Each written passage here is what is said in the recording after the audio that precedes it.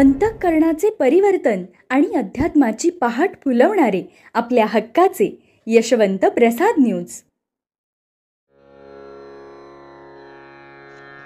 यशवंत हो, जयवंत हो, यशवंत हो, जयवंत हो, यशवंत हो, जयवंत हो. बोला पुंडलिक वरदा हरी विठ्ठल श्री ज्ञानदेव तुकाराम पंढरीनाथ भगवान की जय.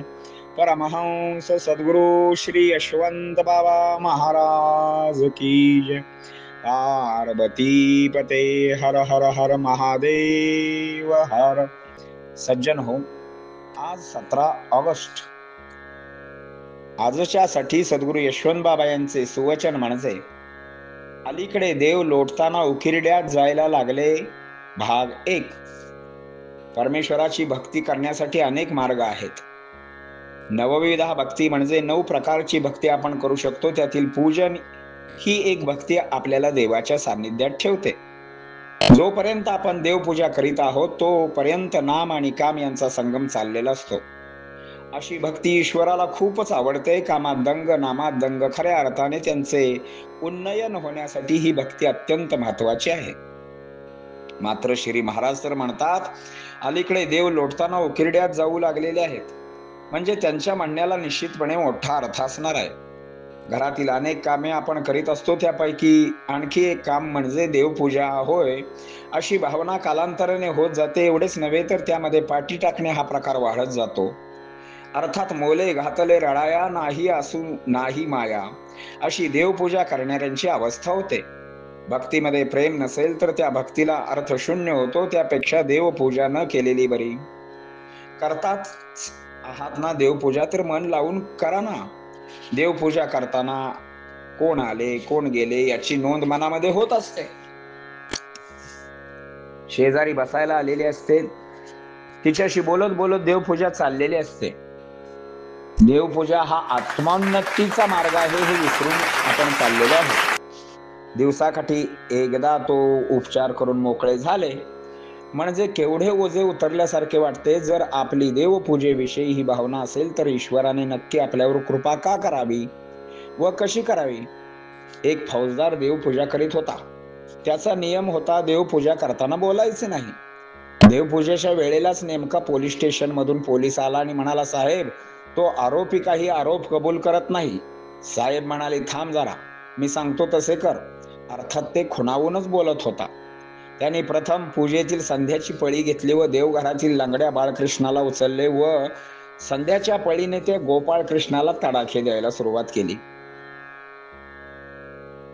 हे केले का असे तो खुणावून विचारत होता. पोलीस म्हणाला, हो खूप मारले, तो पण कबूल होईना. मग साहेबांनी गोपाळ कृष्णाला एका हातात धरले, उदबत्तीचा धूर त्याला खालून द्यायला सुरुवात केली आणि विचारली, हे केले का म्हणजे धुरी दिली का. पोलीस म्हणाला, हो साहेब दिली. असा देवावर अत्याचार करणारा हा पोलीस अधिकारी आणि त्याची पूजा नक्की याला काय म्हणावे. म्हणून महाराज म्हणतात, अलीकडे देवपूजा करणारे राहिलेत कुठे, देहपूजा करणारे मात्र सर्वजण आहेत. वास्तविक पाहता मला देवपूजा करायला मिळते आहे, ही मला देवाने दिलेली ही एक संधी आहे. ती मी अत्यंत प्रेमाने करेन असा संकल्प मनाशी करावा. गंध, पुष्प, धूप, दीप, नैवेद्य इत्यादी पूजोपचार मी अत्यंत प्रेमाने करेन. मी माझ्या बाळाला जशी आंघोळ घालते त्याच प्रेमाने देवालाही आंघोळ घालेन. हा विचार ज्यावेळी आपण जागृत ठेवू त्यावेळी खऱ्या अर्थाने आपली पूजा संपन्न होईल. मात्र आज घरामध्ये देवपूजेचे काम म्हणजे कंटाळ्याचे काम. त्या देवपूजेसाठी नंबर लावलेले असतात.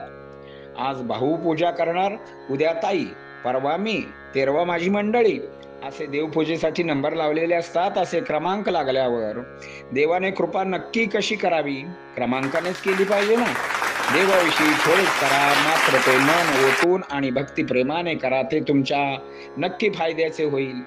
अलीकडे देव किरड्यात जायला लागले. अर्थात देवाच्या दुर्दैवाचे दशावतार करणारे आपण कोण, तर आपण राक्षसच म्हटले पाहिजे.